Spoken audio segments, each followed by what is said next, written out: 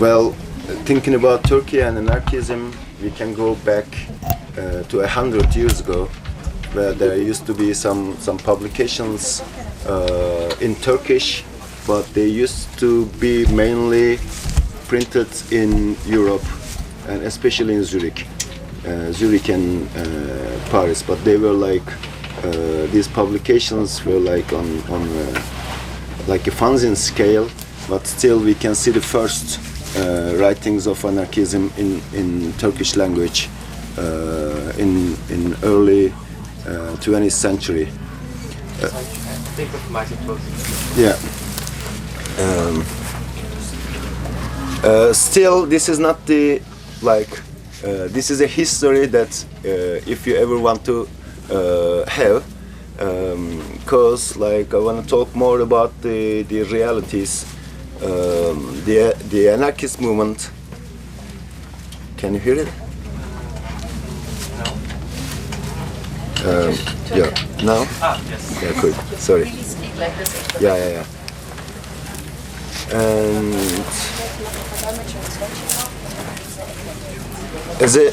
as a contemporary political movement, it did pop up by 1980s, late 80s. Again, on basis of some fanzines and some it has traces on the punk rock subculture, I could say, and those were the in 1980 there had been a coup d'etat in Turkey, and to stop the democratical ground, and where there were almost no space for political organization, and within this and a lot of militarized social structure. So within this ground, the movement popped up with actions of consciousness objection, where the people refused to join the obligatory military service, and where they put their bodies as a ground of resistance against the militarized state structure. And yeah, which was talking about 90s, it was the hottest point, the hottest decade of the war between the army of Turkey and MPKK and Kurdish struggle, the tool of organization of Kurdish struggle, freedom struggle. So within this dirty war is how we name it, especially back in those days for the 90s, and this was a serious objection to put our bodies on the floor as a political ground to discuss about how militarism functions and why do we refuse it. And even though it was a little movement of some tens of people, it received a lot of attention from the larger scale of political ground. Then by early 2000s, by the first war in Iraq, and our anti-militarist movement has reached a peak in its on its ground.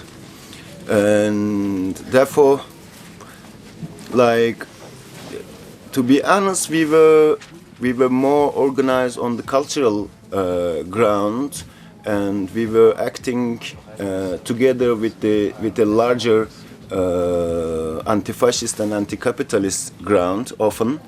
And within this ground, we tried to push some different agendas onto the political floor, including anti-militarism, ecology, or gender issues, etc. And to be honest, we were lucky like our luck was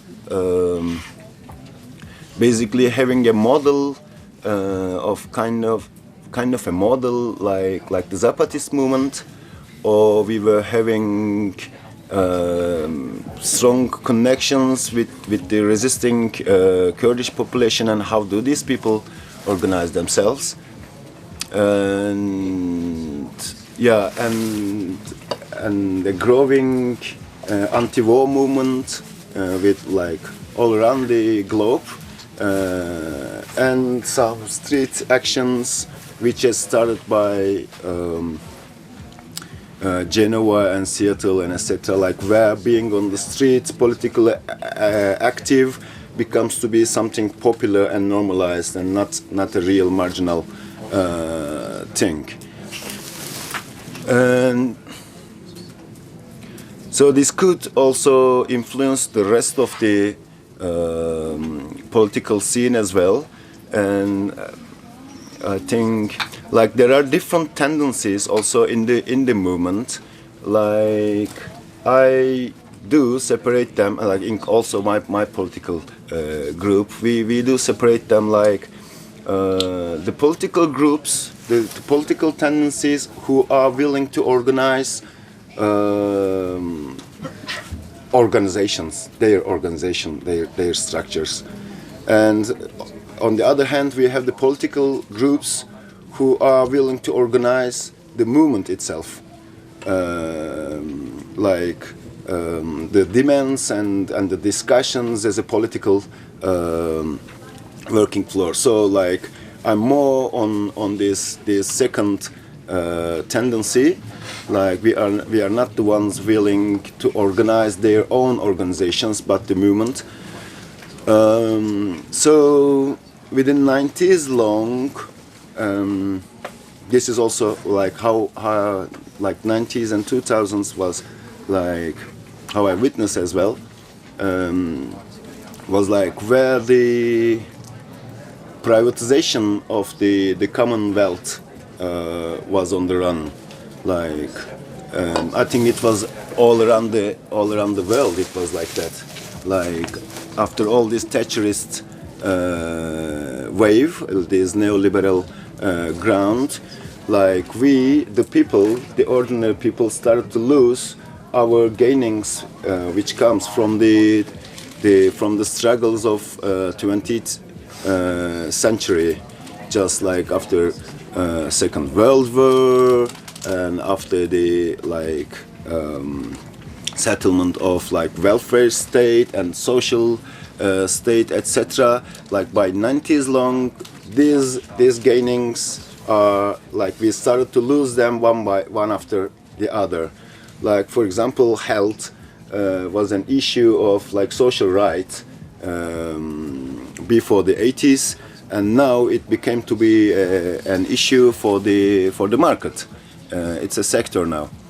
So like thinking of like in this scale, and like we started to make really minor movements. Like the main thing we've been learning from this the movements in all around during the 90s was that we don't have to get organized, or like we used to have also no means to get organized on the scale of a nation state. And so like we were on really minor actions, including conscience's objection, where you put your own body on the floor as a political tool. And sorry. And on one hand, like during the privatization of these social rights on the 90s, okay, like 90s was the privatization of industrial complexes, power plants, I don't know what. And like in 2000s, I can say it's all these social how you say responsibilities of the state was already been started to get privatized again on favor of like NGO industry. So like this social work thing has been really transformed from the government control to the NGO control, which was really based on a super liberal ground, and which bring out its own autocracy, let's say. And within all this ground, we were more on like organizing cultural base for like libertarian ideas and actions. And unfortunately, like maybe any of the movements in all around the world, we were not knowing how to do what. So like it was super like improvised way of the things, like just to organize resistance and to organize the lives around. So on the other hand, like we don't have this culture of like squatting spaces in Turkey. It's almost impossible because of the state repression. But like we used to have a lot of common living spaces, like living projects, mainly on like rented places in different cities, and we were basically organizing our voice throughout like fanzines, like photocopy handouts and etc. So it was like super underground youth movement kind of thing. So by 2000s, like all these different discussions became to be taking part on a similar political struggle,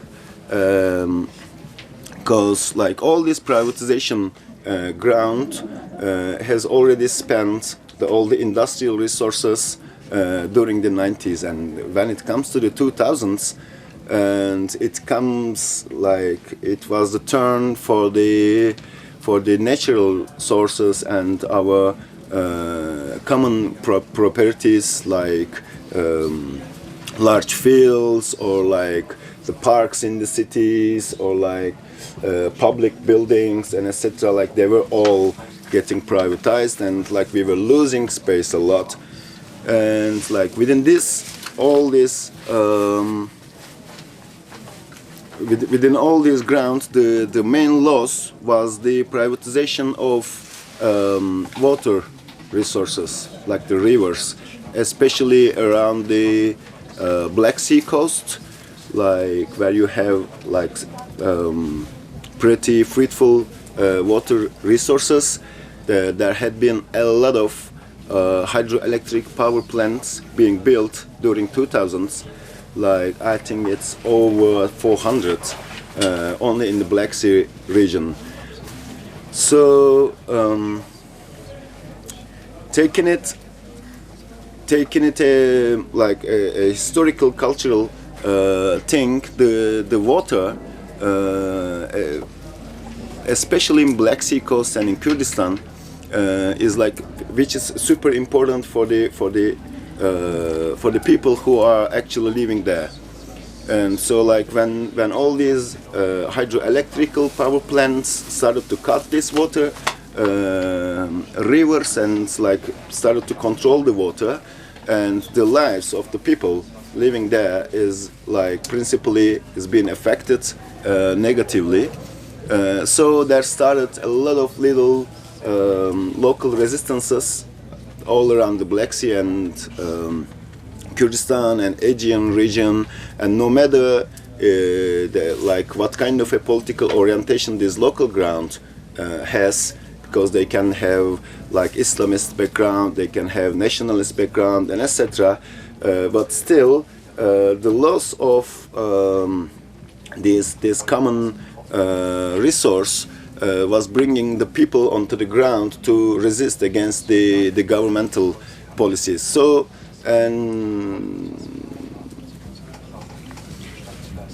on the other hand, we as a movement as an anarchist movement, let's say, if we ever can call it a movement, we were organized in the cities. So like we were not having these real connections with the local resistances on the rural parts, on the Black Sea. So like we have been organizing this solidarity ground on the cities like Istanbul, Izmir, and Ankara, and trying to bring out the voices of these local movements into the city and put them on the desk as a political matter. So I can basically say that like one of the main source of our movement, one of the main political tendency line of our movement is like the ecological resistances which are still going on. And unfortunately, like in Turkey, where we have this ongoing war, maybe almost for 40 years now, and the ecosystem and the nature has been instrumentalized by the government forces, by the state, as a weapon against the people themselves. Like taking it just a little example, like within last 1 week long, in this Dersim area, which is a very specific region in Kurdistan, which has a lot of water sources and etc., and a lot of nature, and it's also kind of a holy, sacred space for the people living there. There's a fire going on, even currently in Dersim, and like for over a week now, and this fire has started on 8 different places of the region at the same time, and like no fire extinguishers are working onto it, and like ordinary people are trying to stop this fire, but the army doesn't let these people to go onto the fields and work against the fire. So like this Dersim forest, I'm like so sad to say, but like just this week all this Dersim forest is being burnt down, and they can easily legitimize it that like all these forests are the space for the terrorists to hide themselves and to get organized and etc. and like to get like as a tool in this militarist war, they can use it as a weapon to burn the forest. And this is not the first time. I mean, we know it pretty well for like 30-40 years long, and it's like there's almost no nature, no forest, no wild animal in all around Kurdistan, because all this forest has been systematically burned out or like bombed out, and now it's like a desert when you look at Kurdistan. And like this is the like just to I give you this example just to connect like how anti-militarist movement should go with the ecology movement, because the ecological space is used as a militarist tool against the resistance. This is one thing. And secondly, as I previously told, like the privatization of the natural resources, like including water or including mining spaces and etc., became to be more like has given us more. We were faced with more aggressive power structures, so therefore we have a broader resistance ground as well. So by mid 2000s, the first decade of 2000s,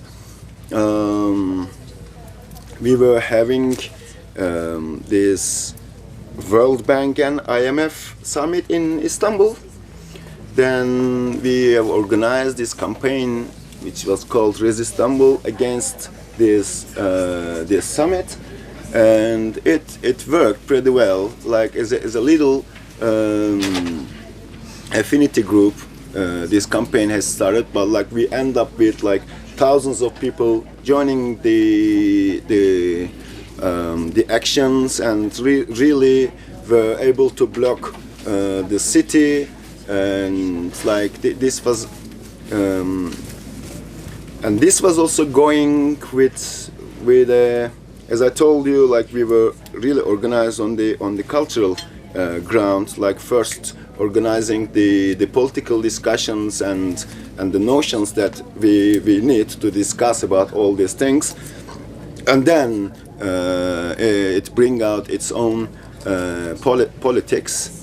And one more important step in all this movement was a festival, was a music festival actually, where in early 2000s, in 2003, where the Coca-Cola company wanted to organize a rock festival in Istanbul for large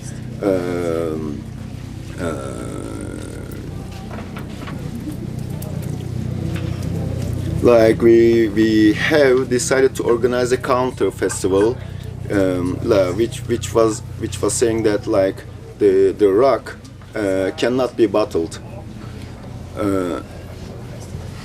It doesn't fit onto a bottle. Like that was the slogan, and like it received a lot of attention from a large scale of masses, like really thousands of people. Maybe if I can compare it, maybe it was something like the early Fusion Festival, or like between the Fusion Festival and this camp here, because like it was a festival but more motivated on like political workshops and etc. So that was the flow. For the first time, the LGBT movement has put themselves out on a social ground. So like it was a music festival, but it was having other functions as well. So we were easily organizing ourselves within our kind of people. So like in all this competition with Coca-Cola company, where they used to spend like $7 million for a year, and we were doing it for no resources.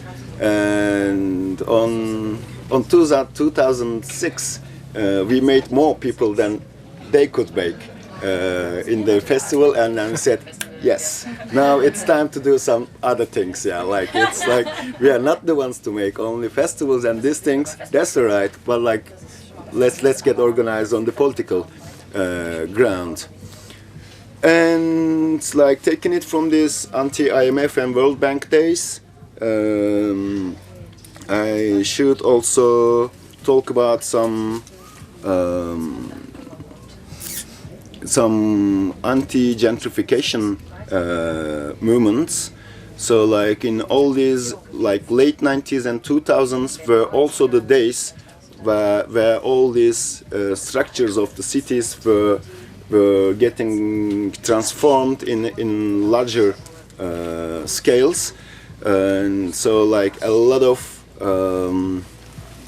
housing have been demolishing, and like the people were getting resisting on neighborhood scales. So we were super involved into them, and it also has its roots on the earthquake of 1999, which happened like about 100 kilometers distance to Istanbul, where we lost over 50,000 people at once. And so like after this earthquake, during this earthquake recovery thing, we were really on the field. and like building up solidarity structures and etc., which politically also has fed our movement a lot. So these discussions of what gentrification is, what the right to the city is, and etc. These also bring out some other agendas into the movement, and like working with like a larger scale of the left politics. We have really fed both our movement and also the left in general, and like collecting all these different, like I try to brief you like how the movement was like this or like that, here or there, and etc.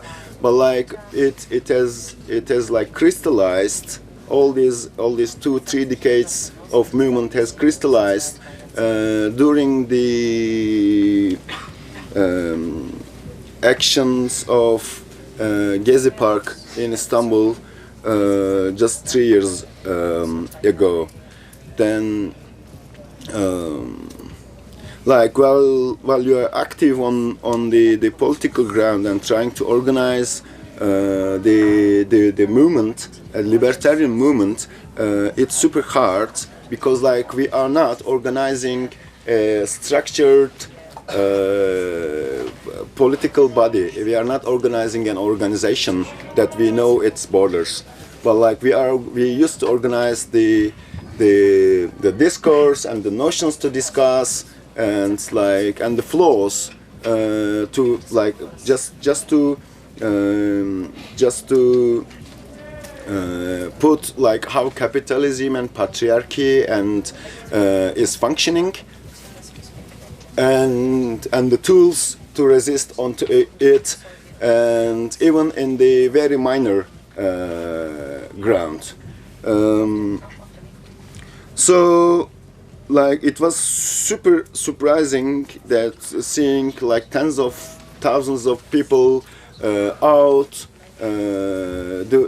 for a single park in Istanbul, and it was so interesting to observe that how these masses are getting organized, how these masses are organizing themselves, and how these people are making decisions on a consensus based and on different barricades. For example, how do we coordinate each other? Like that was pretty impressive, and I believe personally that like this was not possible on a super structured political organization. Like no central committee was able to decide like how to control the whole movement, but the people, the single, like the individual people were actively part of all these decision-making processes, and like having no experience of occupation of space in Turkey. Like we found ourselves like occupying like 6 kilometers square on the very center of this decentralized city, and like operating our life, like performing our life behind the barricades for 3 weeks long, and that was unbelievable. So and like if you ever know, like this Taksim area is like, I don't know, each day 2-3 million people use this part of the city, and like every day you have, I don't know, records of maybe like 20 people killed, 50 people injured, I don't know, like maybe 400 like thievery cases, etc. Like this kind of like massive chaotic space. But like when like during our occupation of this part of the city, I can clearly say that there had been no fighting between the people each other, and just a few cases of like sexual harassment has been notify it, and that was unbelievable. That how the gender organized groups were involved in, against this case. So it was like it was a dream world, I could say. Like we've been working on only for like this cultural ground, and like only like to try to understand the changing world, and like we were not having these tools like the previous generation used to have, like no Sovietic ground, like no how you say traditionally organized political culture. And so like from the mid-90s on, we were like only searching for the ways, and only for only organizing small resistance groups wherever we are. And still to sum up, maybe I can say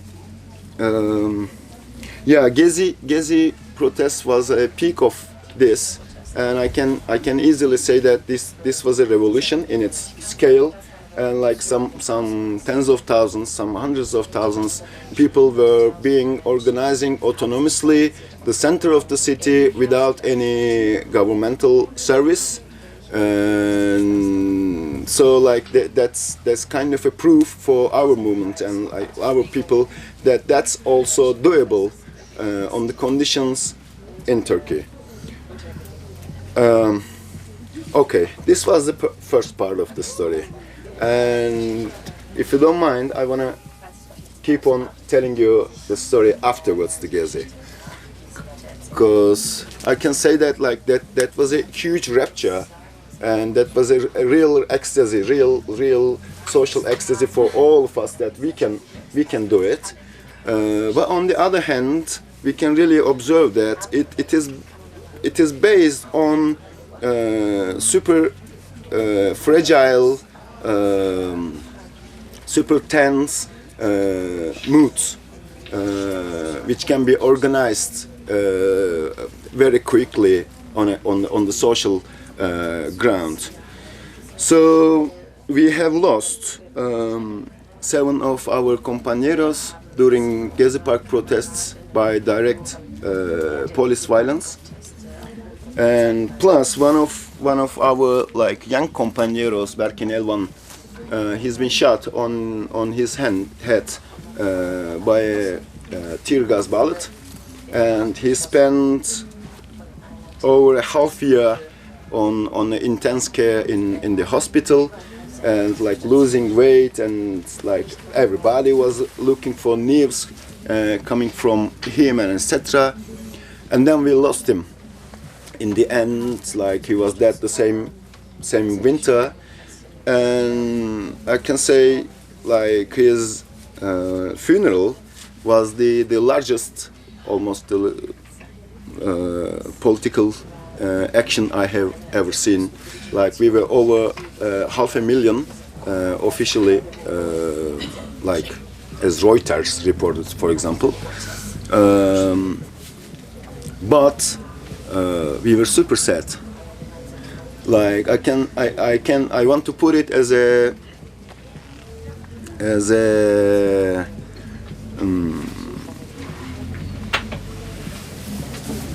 day which the social melancholy has started to organize itself. Like a lot of loss of hope, and a lot of feeling of like all this rapture which come out of Gezi was like almost erased there, as like in this big trauma. Like it's a like 14 years old kid, like and loss of this guy, and okay, this is how the melancholia started to get organized. And on the other hand, like whatever gainings we used to have within the movement, like for example this mutfak, it's like it's a community kitchen in a neighborhood in Istanbul. That's not super important, super serious thing. Maybe it's organizing like some tens of people around it, but it's still how I would say, it's an experience of this minor examples to get organized around. And it's like I can say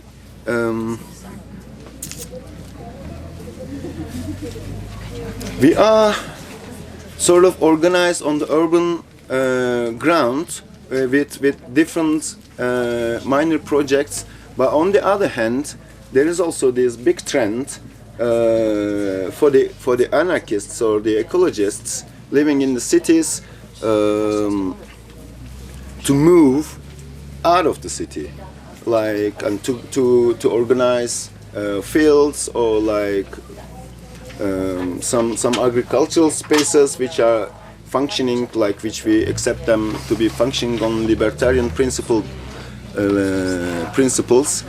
and so like there is another movement like that we will see in few years how it's going to bring out its experience. But like there is over maybe 20,000 people who downshifted and go back to the rural ground to organize like food policies or nutrition policies. So now I don't want to really connect all these minor experiences to the central policies, but it has a lot to do with the central policies, unfortunately, like including Gezi-Protests,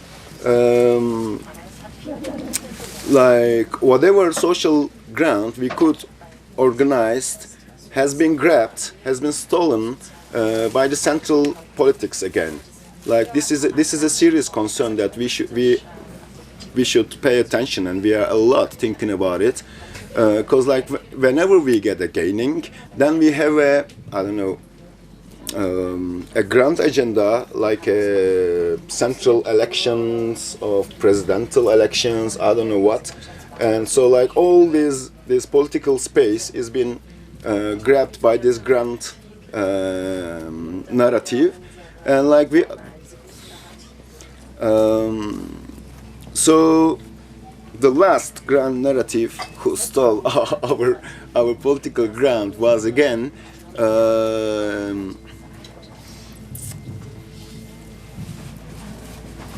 how the government stopped with the peace negotiations, its peace negotiations with the Kurdish movement, and so like from all of a sudden there popped up again a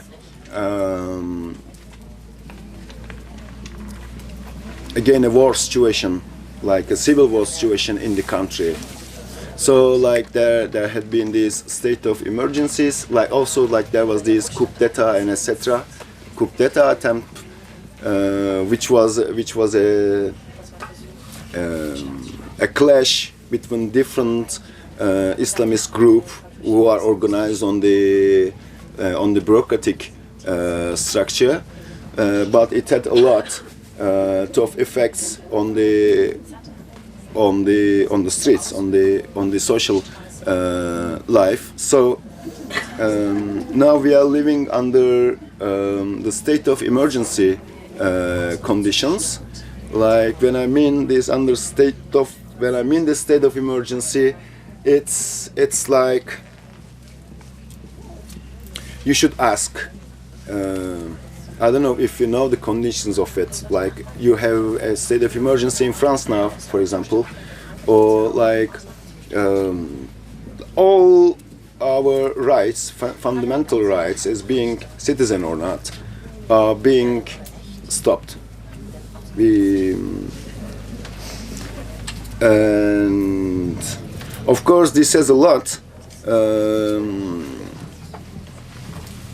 a lot of effect onto the political ground. For example, we used to have this solidarity camp, Mediterranean solidarity camp close to Izmir, like in your camp's scale, I would say.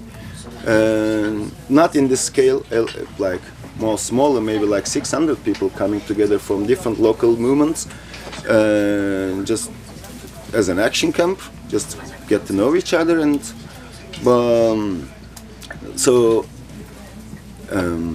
yesterday I was in a meeting for the organization of this in Izmir, and for example now they have informed us that like the military itself, the local military brigade has informed us that they are not going to let us to do this camp. So like once you receive such an answer, like okay, like just to organize an ecology camp and an action camp becomes to be a conflict with the whole army set. Yeah, if you ever get into it or not. Yeah, and it's to be honest, in the urban scale, not like to fight against militarism. It's like we are not the ones who hold these guns. Like we built all our movement on principles of anti-militarism and non-violence and etc. So nowadays it's like we have super few space to organize ourselves. And one missing part of this narration I put was the migrant solidarity ground. Like besides this anti-militarist and ecologist and gender politics ground, I should also say I should also talk about this migrant policies and like how the solidarity is being organized or willing to get organized. And you know about the war in like the revolution and how this revolution is being grabbed in Syria by the Islamic forces, and like how this this is transformed to be a civil war. And like as you do experience it in Europe, like all these migrants, at least half of them coming from Syria and Asia, are passing through Turkey. So like we have millions and millions of non-citizens and without the basic rights. And so like the only ground to like it's not a stable ground in Turkey to build a movement onto it, because almost none of the refugees in Turkey are being recognized as refugees. So they, like most of them, try to make their way to Europe. So like Turkey in the end is only a transition country. So like once you start to work with a refugee, then like you see like in 2-3 months he or she makes his way to Europe from the sea or from the land or etc. So like there is no stable ground, but in the end we have this flaw as a political flaw, like at least to outlaw like how the border system functions, how the state system functions, and like it gives us a flaw to enlarge our experience and to bring out our notions onto the discussions and to show off how this global ground is getting organized against the people themselves. So to sum up, maybe I can say that like the most important thing for us was to get out of the central agenda, the grand agendas of the central politics, and to bring out like minor cases and to connect these different minor cases to each other, to make them discussable. And on the other hand, like methodologically politically speaking, we never try to organize the organization itself, but we put our effort to organize the movement or the movements or resistances and to connect them into each other. Like nowadays, it's not the best ground to operate out on the streets or the squares or wherever, but we have a very nice functioning network. It's not a proper structure, but like a lot of different like local networks which are connected to each other like this or like that. So we might call it an anarchist movement if you ever want to call it. Yeah, I think like from now on, if you ever want to ask something, then we can enlarge it and talk about it and maybe go on to more details, but until here it's like that.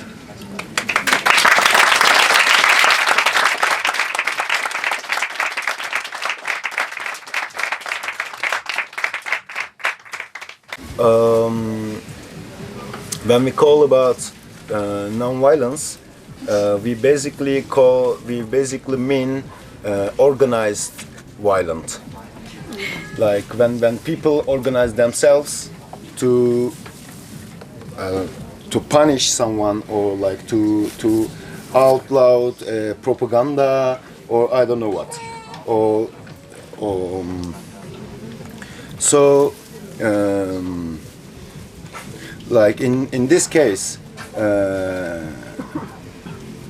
like using the means of violence, like this is a super sensitive topic in Turkey and Kurdistan, like because the violence can only happen, as we usually discuss, from the stronger one to the weaker. Like the tools that the weaker use, we can call it not as a organized violence, but a resistance. This is how we see it in Kurdish movement, or this is how we see it in like transgender people trying to defend themselves at late night and etc. Like we don't mean them, we don't call them violence. Like these are means of self-defense. Still, this is very sensitive. So like, okay, the discourse, the language of violence is organizing itself very quickly, very easily, and it has a lot to do with all these macho background, like to show off your space, your appearance, and like to put it out without recognition of the others. Like this brings out what the violence is, and the violence is basically a methodology where the states and the armies are getting themselves organized. So like as the libertarians, once we are to organize ourselves, like we start with refusing these methodologies of these militarized methodologies, and to find out other experiences of like human existence. Maybe it's sort of easy to talk from Turkey about this, because like like we have a huge tradition of armed struggle, like until 80s especially, and after 80s like we have this Kurdish movement already like super active against the army structure, and like on the urban ground, like what would be the means to get organized, to get self-organized from an anti-authoritarian position, from a libertarian position. Like if we were leaning on the arms, that would be something else, and if we were leaning onto our like self-presence, that would mean something else. Of course, there are other tendencies going on, but like especially for the anarchists groups, different groups who are getting organized in Kurdistan, inside Kurdistan, that's a super important question, because the political ground is being dominated already by the armed conflict. So like when you have militarist conditions, you really have few or no space for politics. So yeah, this is still an open discussion. It's like I'm not giving you the final conclusions about it, but like this is how we try to get organized and to try to find out the ways to bring ourselves out. And I don't remember your second concern. Was Conflicts. About conflicts. This is one thing. This is a conflict itself about like violent action, non-violent action, and etc. Like as a libertarian, I would say like the main concern is a consensus decision-making processes.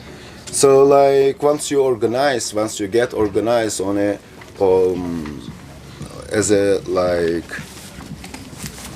as a structured organization, then you start to create different hierarchies within, which is based on experience, which is based on talents and etc. So like on one hand there are some groups who try to organize their own organizations, and there are some groups who try to organize the movements, like these cases of political ground. I think this is the main. This can be the main conflict within the movement, and of course it has a lot to do. It is super connected with the Kurdish movement itself, and on the other hand, like there are many minor discussions about nutrition, for example, like this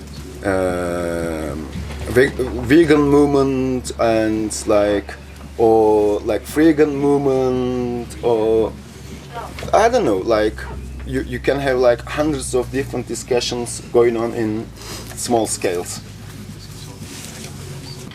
People who are organized in this political framework are more crowded in bigger cities like Istanbul, but like in almost in every city you have like different floors for the people to get to come together, and this is mainly organized on like little cultural codes.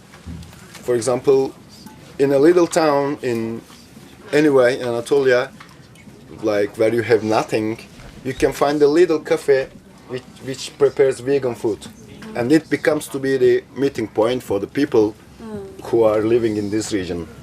Just like, I'm not talking about a proper structure, just practical things. Or like a concert for a declared anti-fascist band into a small city becomes to be a meeting point for the people, and like once the people get in touch, then you don't have to control it. And also I should say, like this coffee from Chiapas, for example, became to be a really good tool to find out like how these networks are working on, how much we spent, and like like how many kilograms of coffee goes to which city, or like this.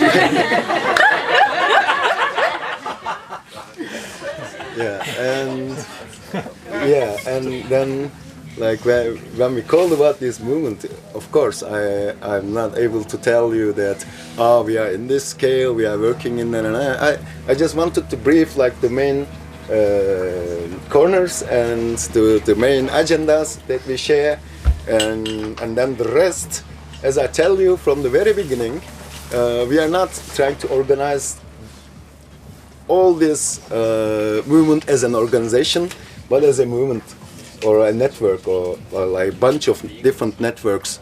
So I don't know in the end. The scale, I don't know. So like that was a real social rupture against these governmental policies.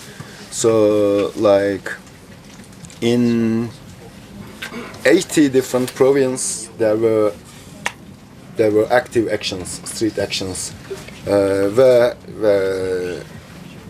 we can keep in mind that we have 81 provinces in Turkey. So like only in one city there were no actions, but it's like we know this city it's always like 90% radical right wing. Okay. But in different cities there have been different protests in different sizes. Like in Izmir, for example, the main square of the city has been occupied for over 10 days, maybe almost 2 weeks long. And in Ankara, the city center, which is also the space around the parliamentary building, have been occupied, and like there were serious like barricades, clashes, and etc. And like there are neighborhood scale, like when we talk about Gezi Park protests, like Taksim area, like this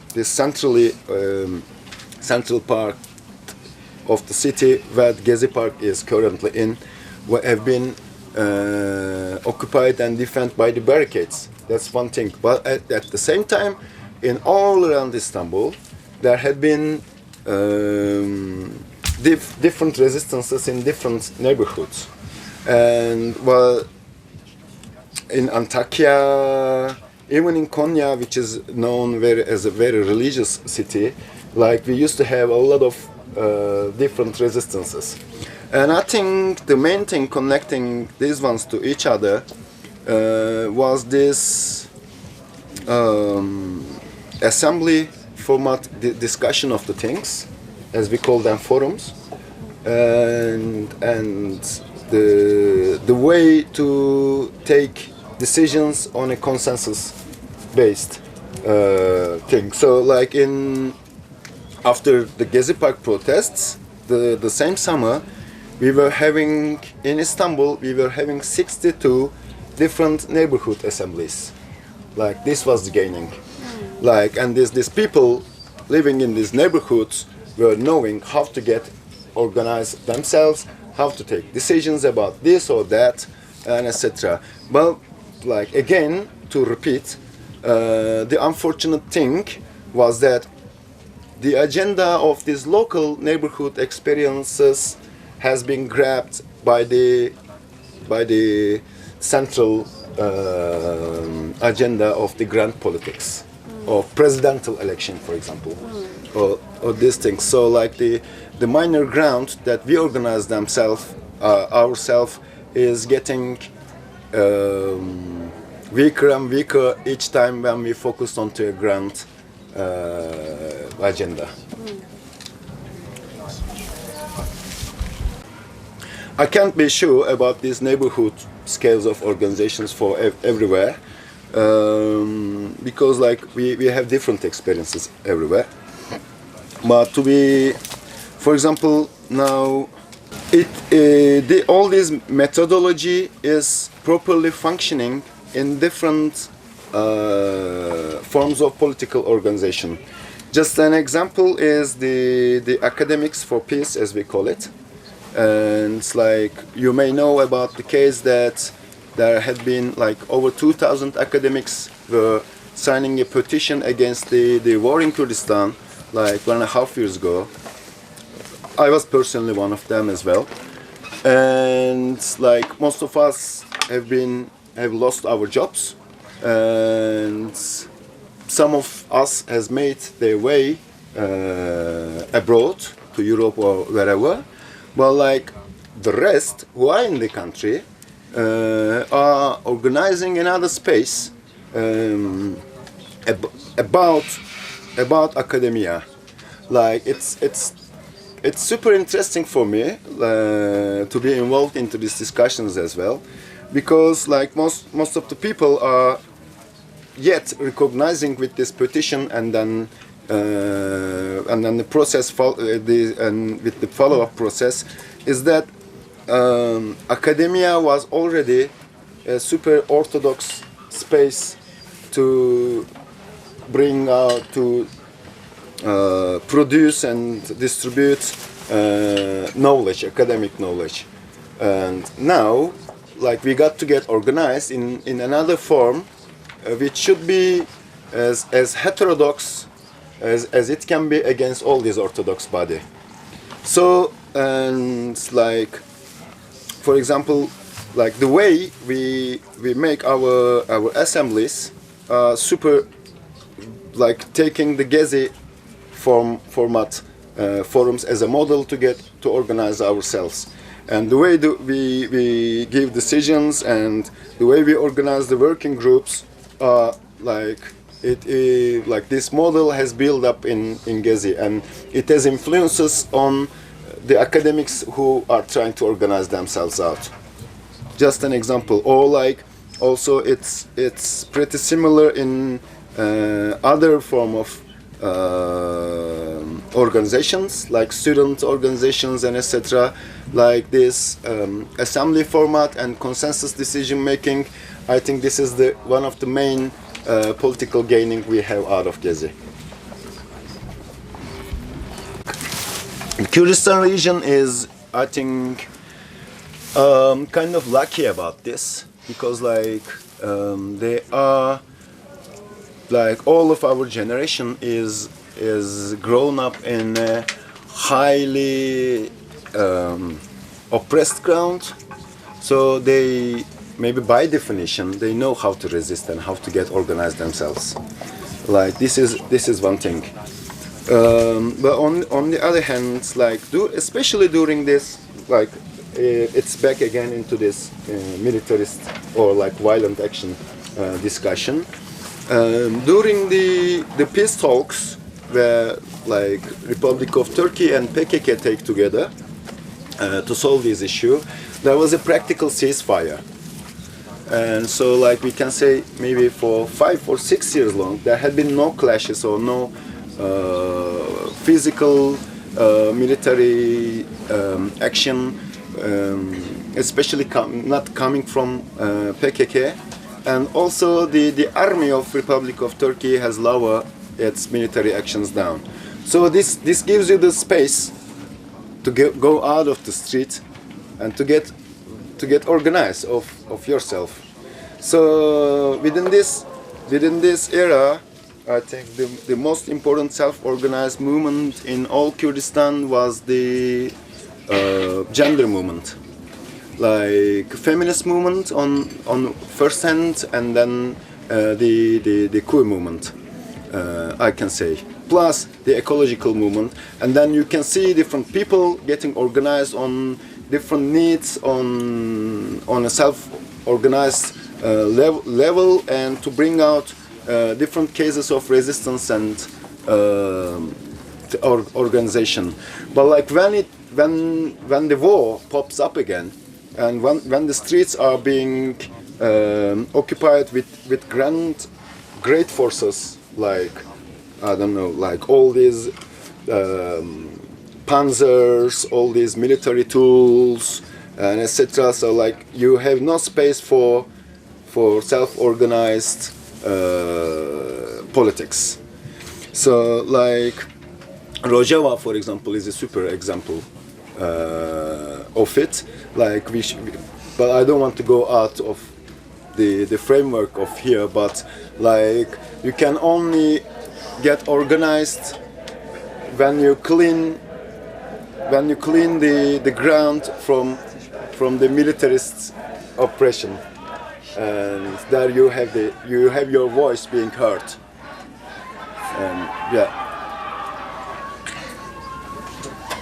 And in Ahmet especially, and in Ahmet it was, now the main concern is not only in Ahmet, and at least for like all around Kurdistan and 2 years ago, like when this war thing, this civil war thing has again being started,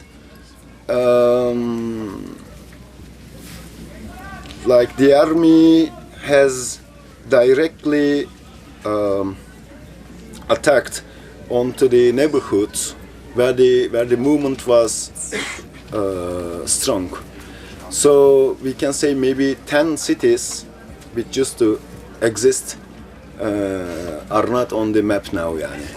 Including Cizre, including Nusaybin, including Yüksekova. You have the traces, but not the. They are not the cities like 3 years ago they were. And like Ahmed is part of this. Like the central Ahmed, the old town, was also very. It's still very important corner for all these Kurdish resistance and all this culture, and how it is organized in the urban space in Diyarbakir, in Ahmed city.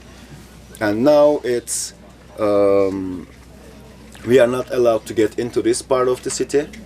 It's being blocked by big beton blocks, and inside there's this big machines operating, and like they are changing the structure of the city at all. And so the main concern for our political companions in Ahmed city, for example, is this military force transformation of the city, and to bring out some space to be politically active inside. But you can't say that, hey, don't demolish our city.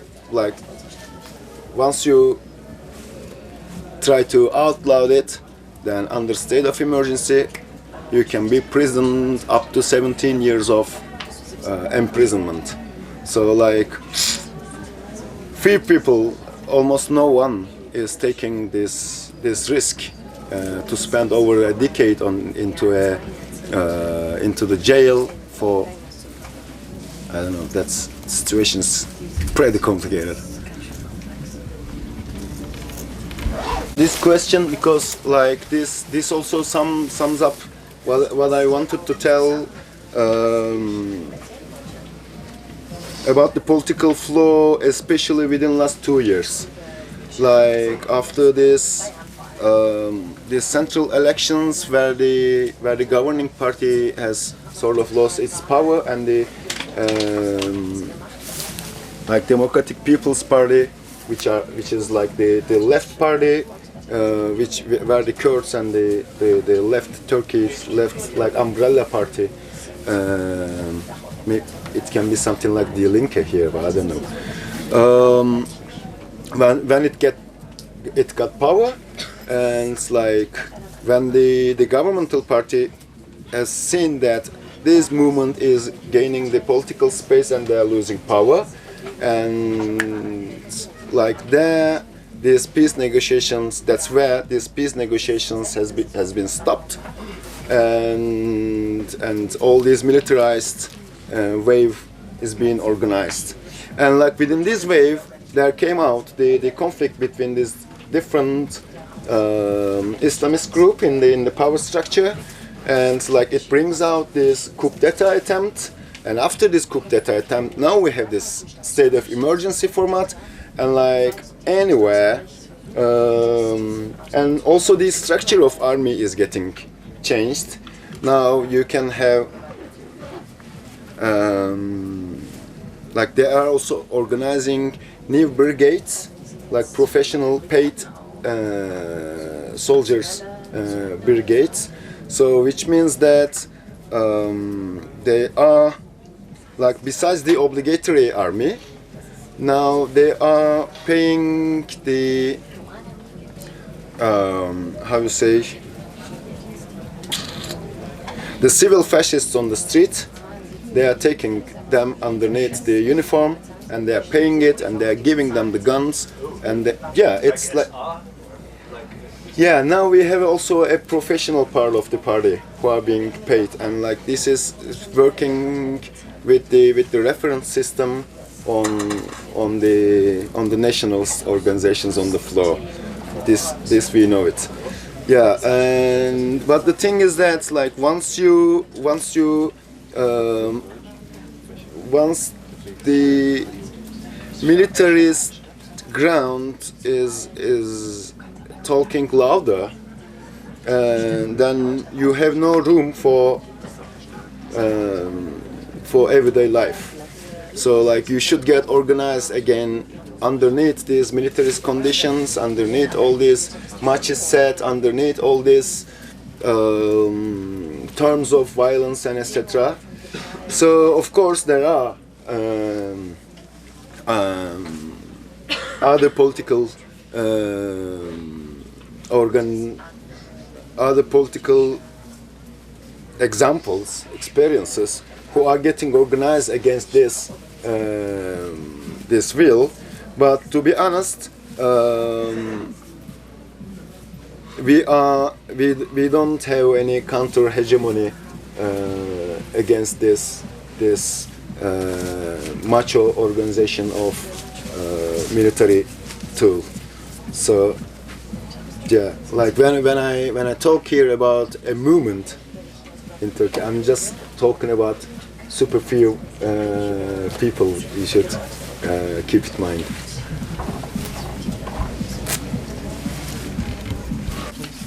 The situation of the political prisoners and like the support work about it. And like Turkey is a super rich country on the political prisoners. We have them a lot. And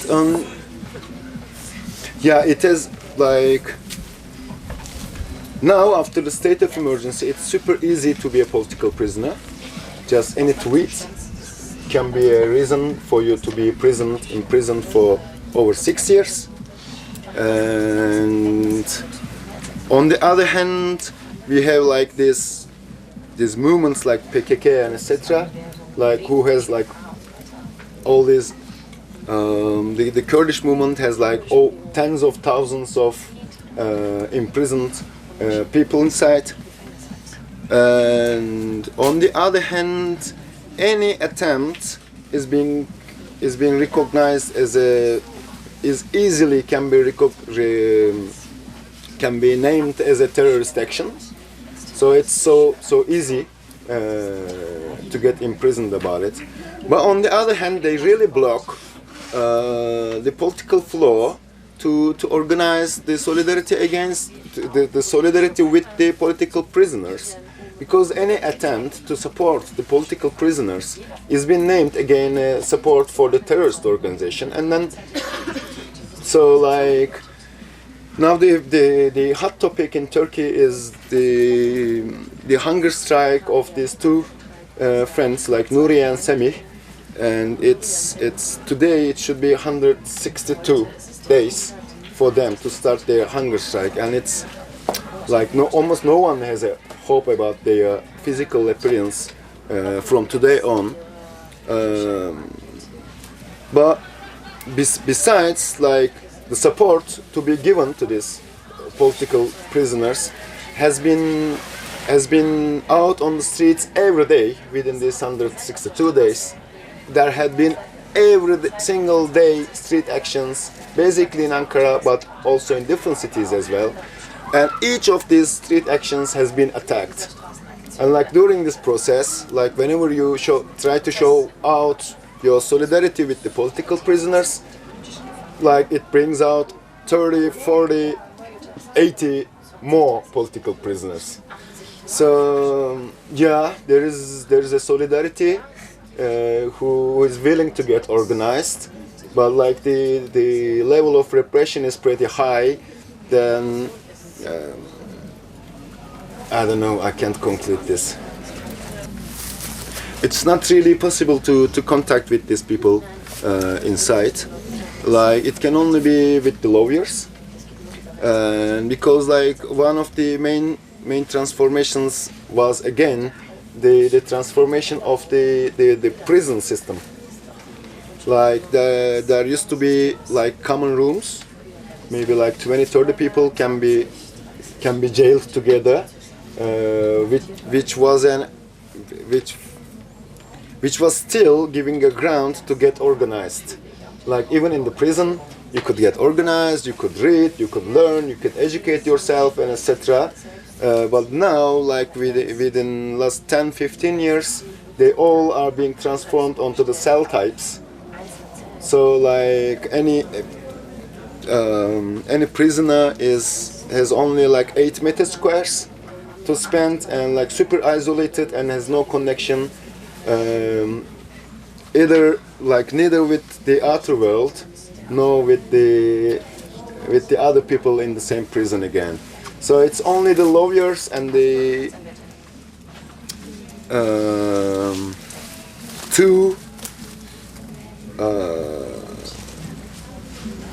two relatives can visit the prisoners, and especially under the state of emergency, you never know if the lawyers will be able to visit the prisoners as well.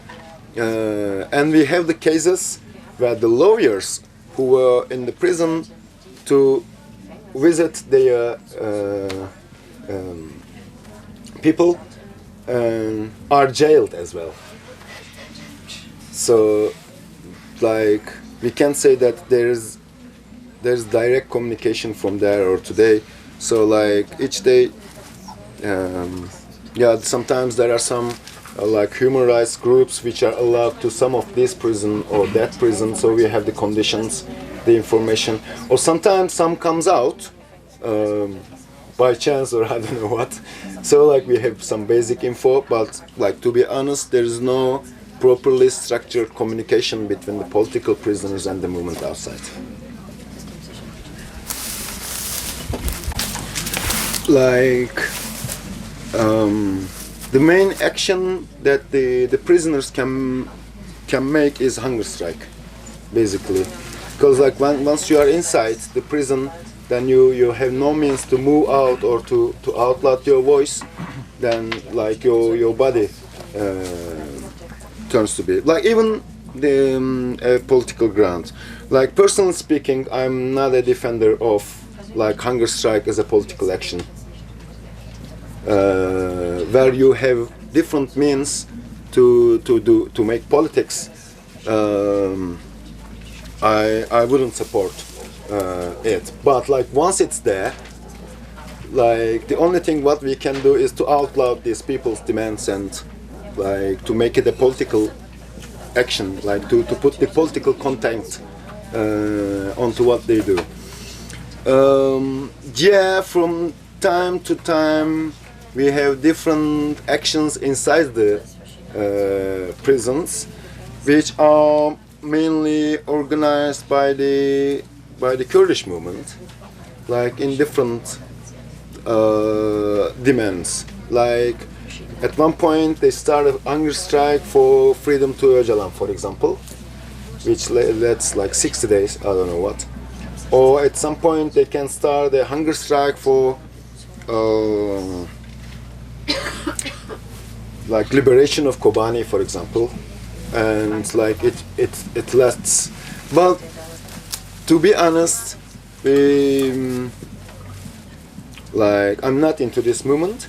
I don't know how it really functions inside, but like it's usually pops up as a news, as there's a hunger strike being started in the prison there, here, in these concerns and that concerns, and at some point we have another news that this hunger strike is over by this or that, and like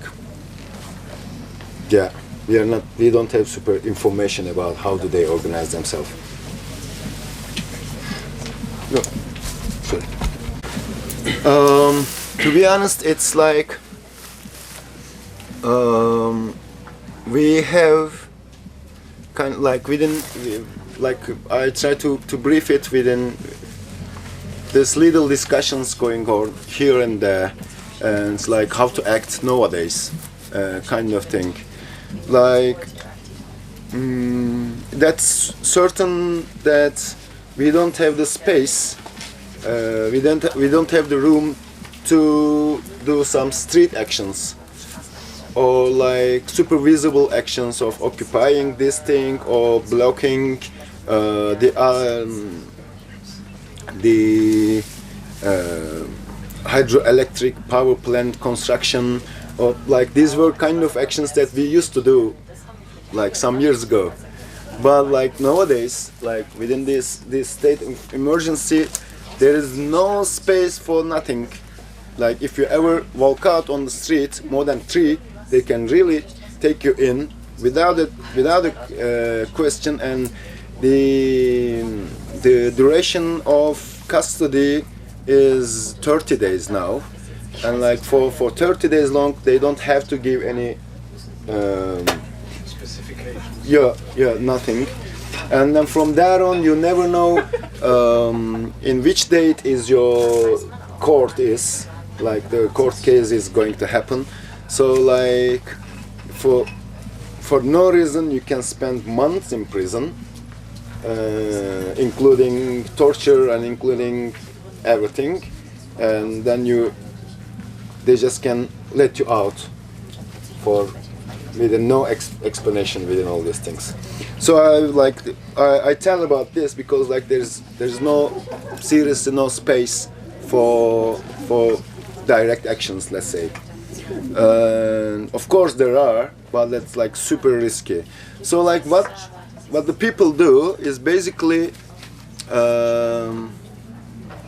to get organized, like in small scales, in neighborhood scales maybe, and we are losing spaces outside, like I can say even in the bars, for example. Just let's think about like some consumption culture thing.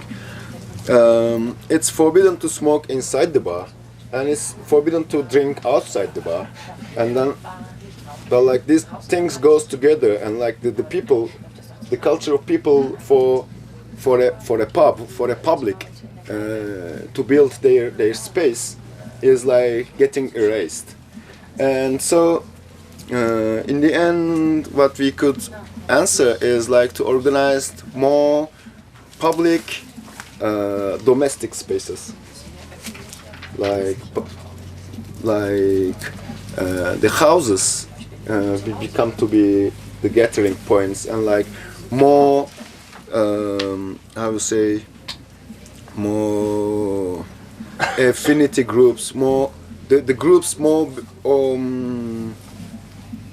are organized onto basic personal trust and like reference thing, and I think the main political action that we do, especially within last 1 year, is to read the books we have delayed once in our lives, or like to get on to talks on like with the people of whom we know, but like there is no like where all the professors are fired, then like what you do in the, like all the lefty professors or the libertarians are fired, then what you do in the academia, for example, as a student movement, or yeah, this was just an example, but nothing really much. We are really getting close into our shells. That's a threat, as I see. Ich weiß nicht. Also Yeah, any of you. Ich habe einen so, wenn es anschließt, dann. Is there some kind of alternative media in Turkey which you can give us tip to be informed about opposition in Turkey? Yeah. Yeah, there are, but the thing is, like in Turkey, over 100 journalists are imprisoned, and many media channels, especially on like TV channels and daily newspapers, are being closed. So we only have this little alternative like online media sources, and most of them are banned as well. And we have one case, a funny case of syndica.org. That was a autonomous media initiative, and like so they banned this syndica.org. So the same day they banned this portal, then they started to broadcast out with like syndica1.org, and like to carry all the infrastructure to this underneath this domain. And then like this banning of a domain is you need a court decision, and for this syndica1.org there had been another court decision. Then it went to syndica2.org. Then they moved it to Syndica 3, Syndica 4, and you never know like which Syndica is this. Like you sit there and Syndica 16. No, it doesn't work. Syndica 18. No. It's Syndica 17. Cool. So we can see. Just an example, huh? And just I think last month, when they reached to Syndica 52, they applied the Guinness Book of World Records. And this application has been approved. And we organized a great party for like, I don't know, 300-400 people. And it's like anybody in this party was like, the way to get into the party is to buy syndica.org a domain name. So like as a ticket I could be buying, okay, let's buy like Syndica 212 is mine. I pay for this. And like this, and we like this portal could buy the domains of Syndica, because like each name has need a court decision to be banned again. So now they are somewhere in 60s, I think 64, something like that. But now we have the Syndica up to I think 900 something .org. So it's like we are safe. At least one of them is there. And we also have different channels like Bianet or and also like thinking of the alternative media, like we have also different how you say tendencies. On one hand we have this nationalist, Kemalist ones, like the modernist oldies, and we have this more libertarian, anarchist, or so forth, like in the media and etc., which is not functioning super well, but that the structure is there and it's operating. And we have this also the ones who are broadcasting from exile, like from here, somewhere in Europe. Anybody who fled out is making some media into Turkey and etc. But they are all banned, so like many people are following them up from I don't know, tunnels or like VPN connections and etc. Yeah, and especially after, like we also have a lot of broadcasts, as you do now, like live streamings, and plus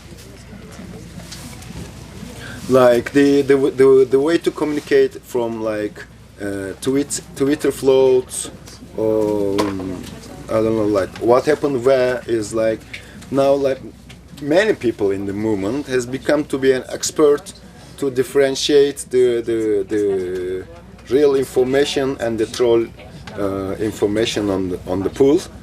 And yeah,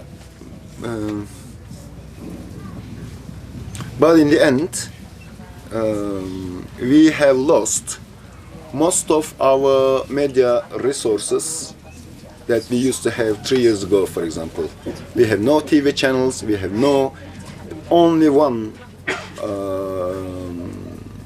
daily newspaper left, Bir Gün. And also like talking about the web portals, they are being banned each day, and we try to find out the ways to sneak out. Organized on basis where they know that they are migrants themselves, so they have these basic rights on being migrant, and there are different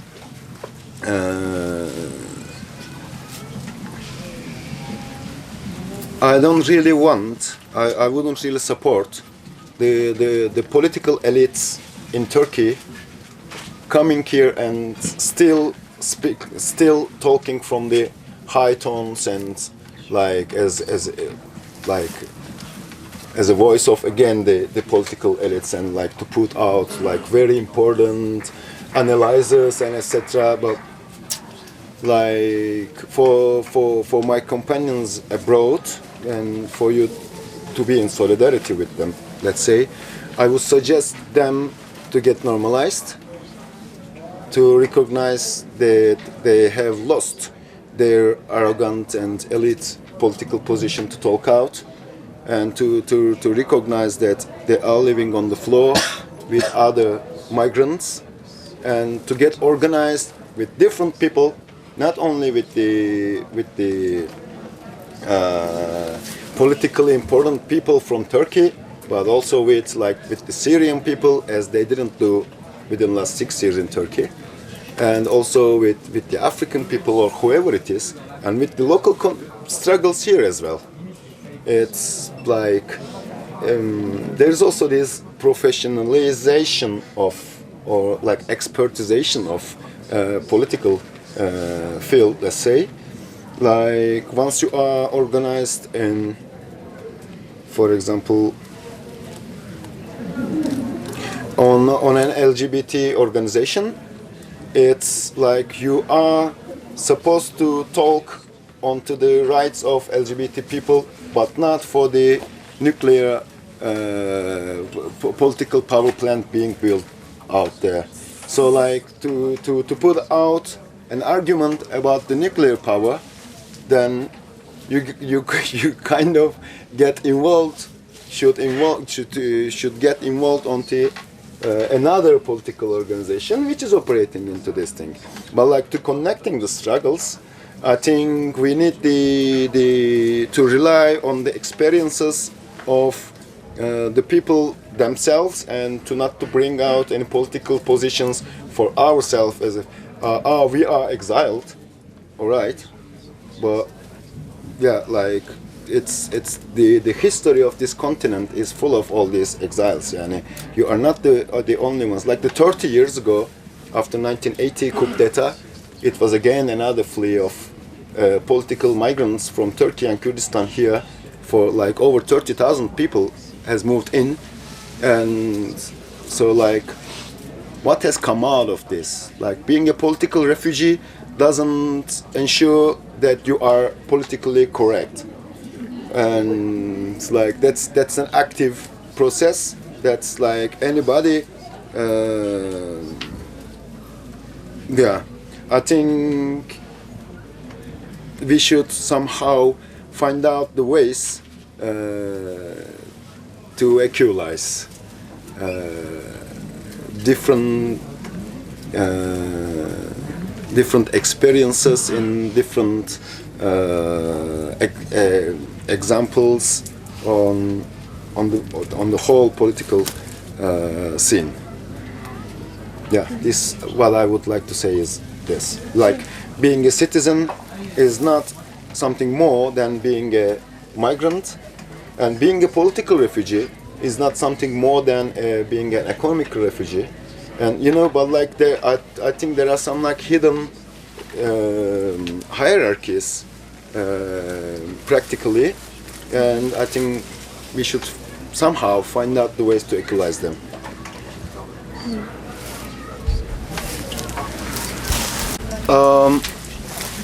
I must say that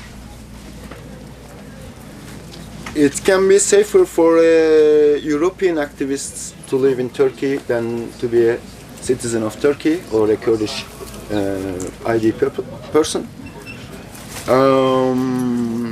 Because it is supposed to be protected by the diplomatic relations. So like some risks are being taken by the state and some are not. And so each case is a case to be in itself. So I can't openly say you that that's super safe. Like with a European passport, you don't have to think about it. It's safe in Turkey. I would like to say it, but it's not like that. I can say that it's safer because like in any case they are kind of like even any ordinary policeman or like any bureaucratical ground is kind of afraid from this diplomatical crisis, but in the end they don't care. Like you know that there are some journalists who has German passports and who are jailed in Turkey currently, and there are some compañeros who were active with us in the migrant politics and who had been deported just doing any street action or so you never know. And if you ever get deported, it means like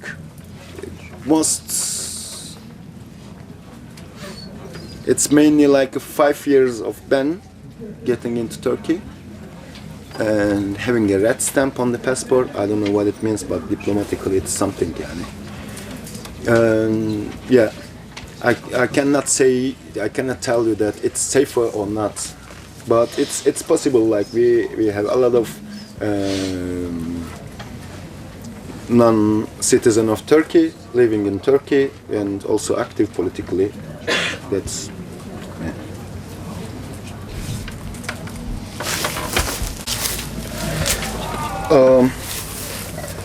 like hope is a principle to exist, yani.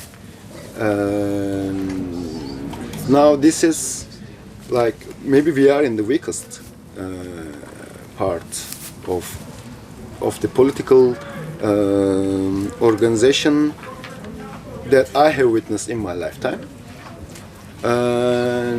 But on the other hand, so like now when I meant like after your question, like how do we do now? And I was telling you that now we are at home reading our books, or like these things. Like basic existence became to be resistance itself. So like we should keep it up. And on the other hand,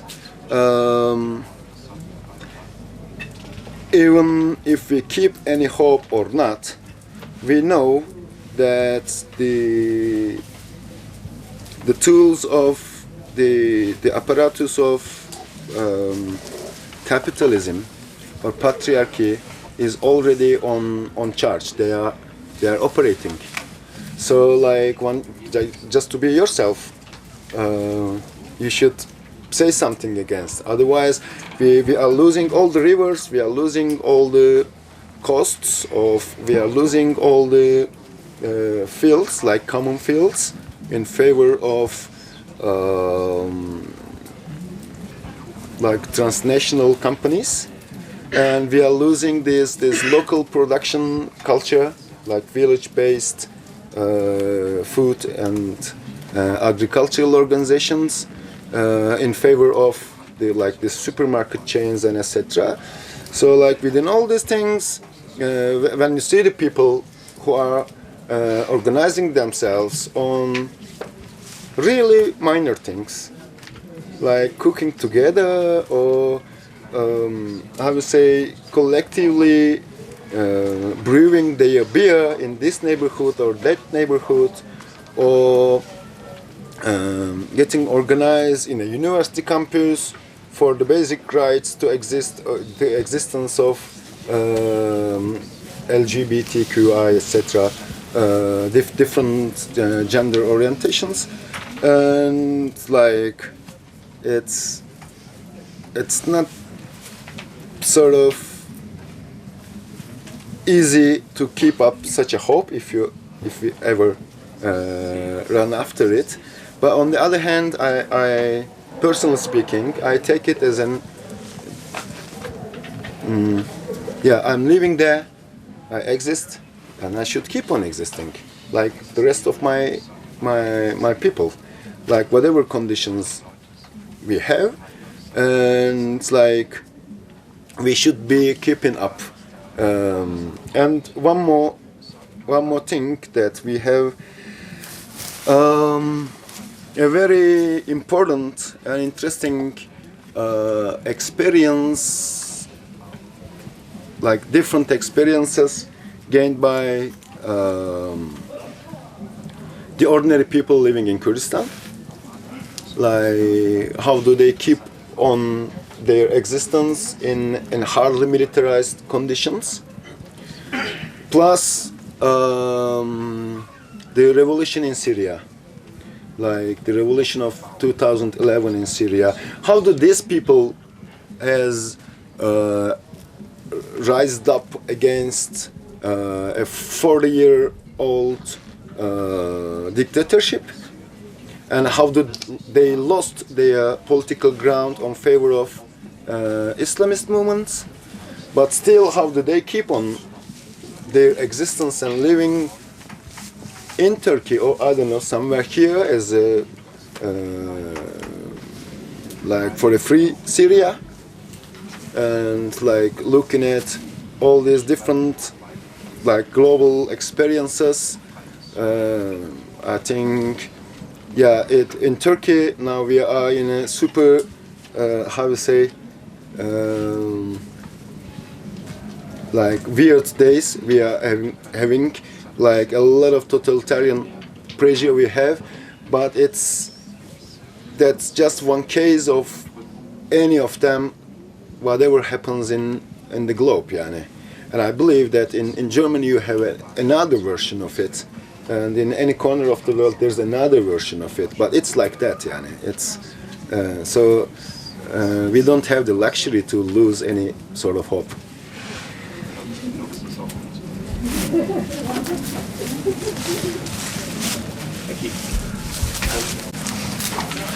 Like I cannot directly answer you like on the larger scale, but I can tell you that like in each unique example, then you have challenges against this patriarchal appearance. Yeah. So I think what we can lean on is basically the feminist movement, like maybe the third generation feminist movement. I would say, like which is emancipated from like gender binaries, but like it's more working on existence and like the political character of it, like the patriarchy, for example. And so I meant the feminist movement because like it's mainly organized ground. But then like besides, like you can talk about like pro-feminist groups, you can talk about all these LGBTQ etc. Ground, and especially in the urban space, like this movement has gained a lot of space. That's okay, I think. But the rest is like the militarization of the country is also it directly means like the strengthening the patriarchal ground. It's the same thing, yani, almost. Yeah. And what we try to bring out is like to basically to ordinate our own relations with the world and to ordinate our own relations with the world around, and like taking it really from the super minor cases super serious, because on the other hand there is no a constant position of a human being which is free from patriarchal codes. But like once your political orientation become to be your identity, that the problem starts. Like in the end, it's like it's easy to observe a lot of companions talking like as an anarchist, but like to declare yourself as an anarchist doesn't ensure that you are not a macho asshole. So like in each case is a case. So like I cannot give you a general answer, but like to keep up the political discussion warm and lively, I think this is the main thing that we can do about it. So I get it super minor.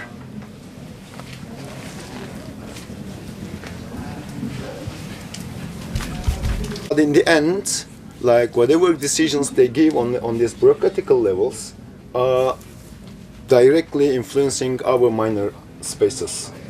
So, like, of course, it feels okay that like when the AKP government makes a super weird decision, when the CDU government opposing to this thing is like, come on, yeah, should I now? You know, it's like how do this political ground is set? So like this is like as I told in the last question, the previous questions, like I was like personally feeling what we are. Maybe that doesn't really make sense, huh? Yani, I don't know. We should get into another level of thinking onto the things. Like maybe to get out of like this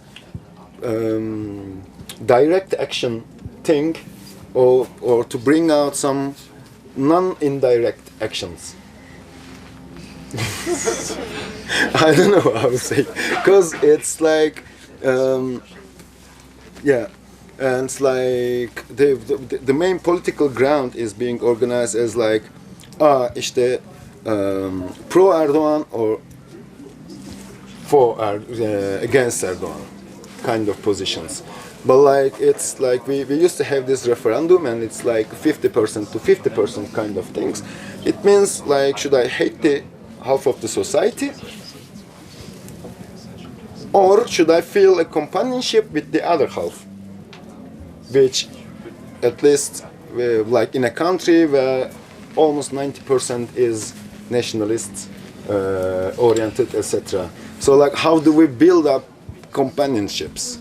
So, like at this point, like the censor comes out from me. It's from our side. Would like, okay, like we don't care about the identity politics. Any identity should be recognized as the one defines himself or herself out, or however you name it, and that's full stop. Like once the identical demands is being set, then we come to the floor to talk about politics, all these power relations and etc. So, but like how to reach there? Like I don't mind being like whoever called me a anti-Erdogan one. Yani, I would say it has nothing to do with Erdogan himself. Like Erdogan can go and Kemal can come, but it's like the power structure is there. So like how to think about all this politics out of these identical codes. This is my main concern. Like and whatever I would expect, I have no expectations. That's certainly, but whatever I would like to have is like to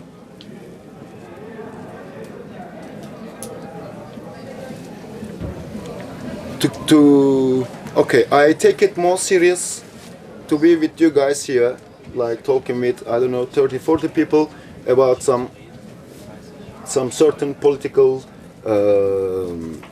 issue. And in the next one we can talk about the rest, and in the next one we can talk about the rest. But like, it's more polarizing this kind of spaces to get to know each other and to get to know other experiences of resistance, like existence in this wherever we live. Otherwise, as a, how we say, migrant solidarity movement in Turkey, for example, we cannot rely on Dublin policies or like CDU decisions to be working actively with the migrants themselves. We already have the tools for it. We don't need this diplomatic level.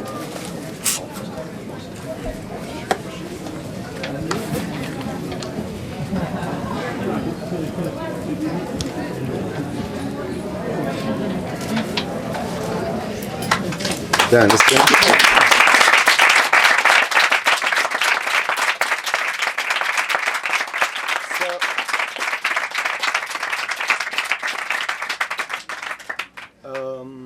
It seems that we closed the workshop. And I want to thank you for all of you for being here, and also for inviting us here. Like, I'm talking here on my body and on my name, but and I have also bring many great